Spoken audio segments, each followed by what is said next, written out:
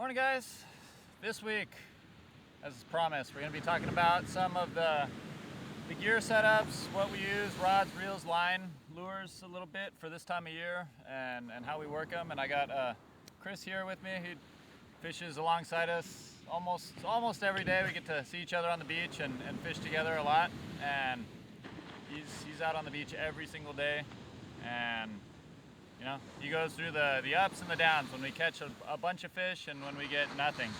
So I thought it would be cool just to have another person to talk about the gear a little bit. He's using a similar setup to what I'm using right now, and I'll just go through quick what I'm throwing right now for mostly the Sierra, the small and medium roosters, Jack Crevalle. This is the 13-foot Cabo Surfcaster Horizon by Century is the brand rod, and this is rated 1 to 5 ounce, and I have it paired right now with a 6,000 size Saltiga. And the reason being that we don't get a lot of the really big fish this time of year, so smaller medium fish. This is plenty big, takes a little bit of weight off the setup so you can cast more and doesn't wear your shoulder out as much. But as we get into the bigger seasons, obviously you need to bump up to, what do you got going here, Chris? 6,000. This is a 14. Oh, it's 14. Yeah, yeah, right. I'm thinking. yeah. Got a 14,000 size. Yeah, so I got a 14,000 Saltiga here. I got 30-pound braid, and as we go up there to the leader, I've got about 6 feet of 80-pound test monofilament. Mm-hmm. It's connected to the braid with an FG knot, which I'm a big fan of, and I think most people down here that are serious about fishing use an FG knot. It just reduces the hardware that you're throwing around out there, and love to tie it anyway. Strong It's knot, fun. yeah. It's a great knot. Yeah, it takes a little bit of practice to get it. It but, does. but I tell people, it's like, do it 10 times and you'll get it. Huh. Yeah. So and there are good videos on it too, online. Yeah.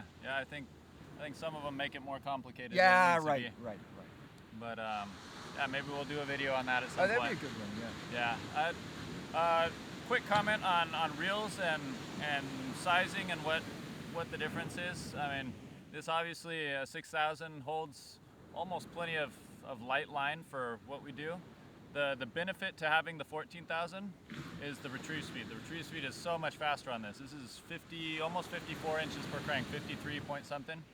And I believe this is like 40, I think it's 47 or 48 for the 6,000 size as compared to the 14,000.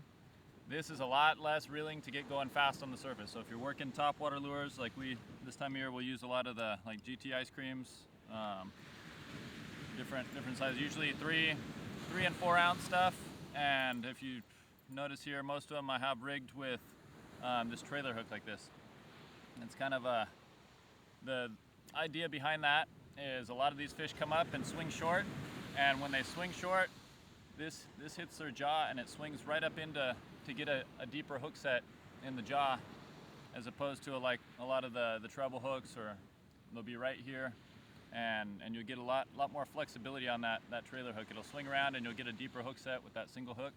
I like it a lot for that. Yeah, the GT ice creams are just go-to lures around here. I mean, they just work. They look like a wounded fish coming back, and it's amazing to see a rooster come up on one and just inhale it. It's really fun. They cast really well too. That's one of the benefits. Is you know that lure is going to be probably one of your furthest casting lures on a day where you're trying to get distance out there. The other thing this time of year that we use a lot is jigs, just regular sardine jigs. These are 2.5 ounce, so 2.5, 3 ounce jig, kind of like that. Any colors don't make a huge difference.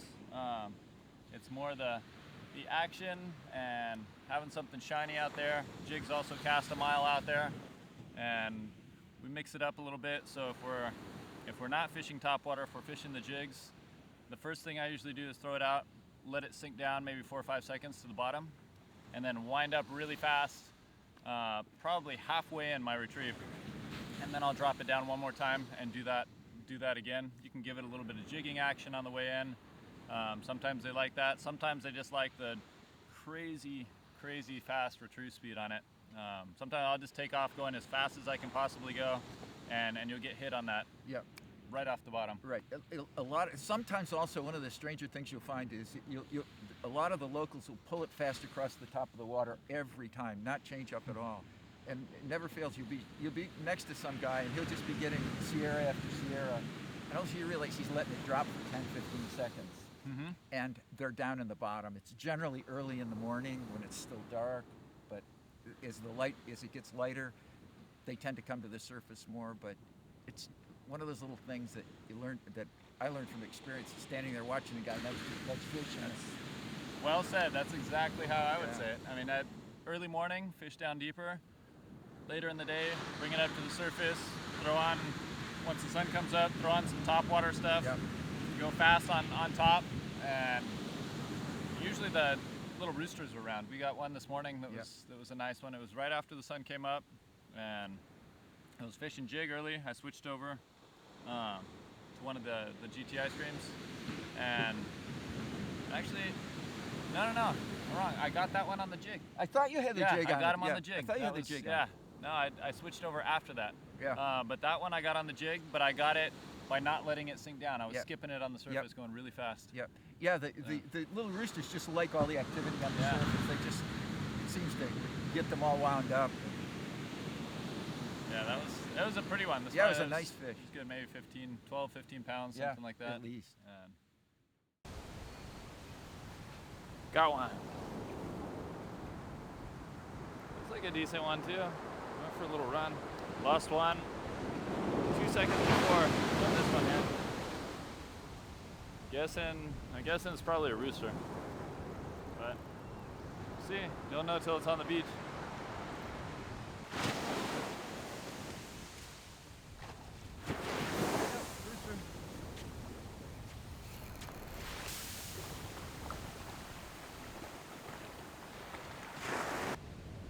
Pretty fish, huh? Look at that fin.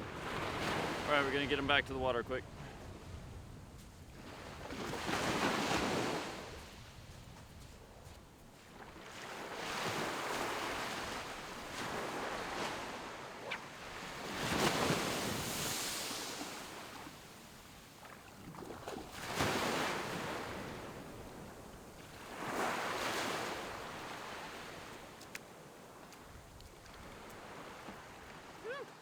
Yeah, we got him back. So, anyways, I think like I want to just tell a Yeah. story about the leaders. I think the leaders, sometimes people can make some mistakes with. Down here we have Sierra mackerel and needlefish, and they both have big teeth, and they'll just chew through leaders. The other day I was on a beach with a guy that come down from California, and he asked me to help him tie an FG knot, which I did. And I noticed that he had 30-pound. He was trying to put on a 30-pound leader. I said, "Who told you to put a 30-pound leader on down here?" I mean, they're gonna. You wouldn't even notice. They'll just take it off like it's with a razor blade. Yeah. And I gave him some 80-pound here. But I think the leader material, and sometimes in the spring when we're fishing on the rocks, I go to 100. Yeah, 100. Yeah, for sure. That's kind of standard. Yeah. Yeah, I go usually 80 off the beach. Like this morning, I was tying on this. This is fluoro. It doesn't make a huge difference. I fish with mono or fluoro. I haven't seen a huge difference in the bite, but you want a little bit of meat to your leader. So Yeah. 80-pound.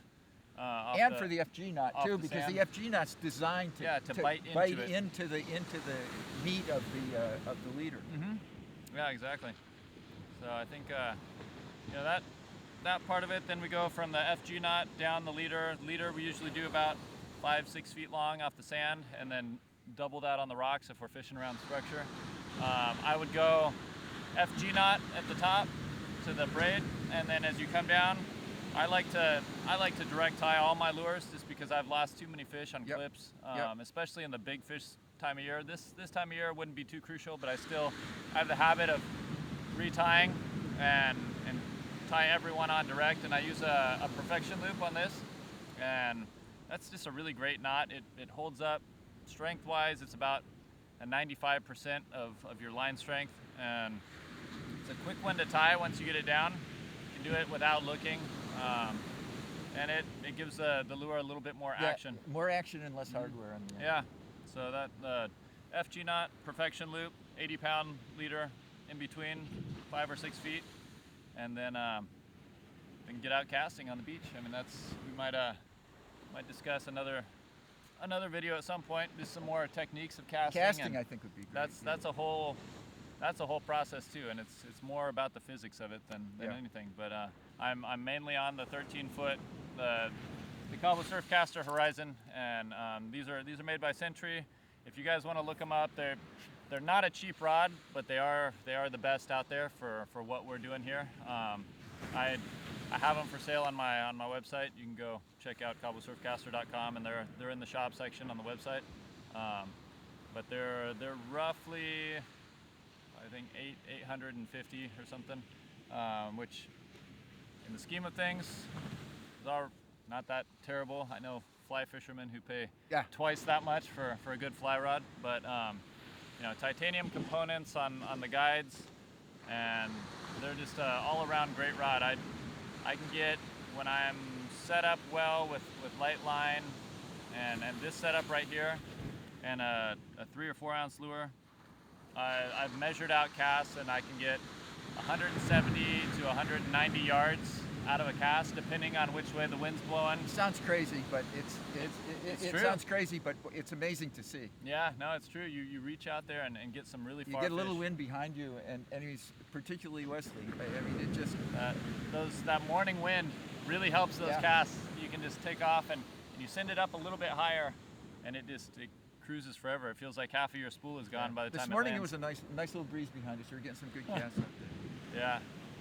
So anyways, that's I think that'll be it for today. If you guys got more questions about gear, you want to know more things, give me some comments. If you notice, I try and respond to everybody in the comments. I really enjoy your guys' input on it. I like making these videos, and you know, it's thanks to you guys that we can do this, and we're trying to make a little bit of money doing this as well, just like everybody else on YouTube. But it's a slow process, so I really appreciate all your feedback, and that helps a lot. So I'd get out there on the beach, go cast. That's the main part. If you're not out there, you're not gonna learn. You're not gonna see all those things. So get out there on the beach and start casting.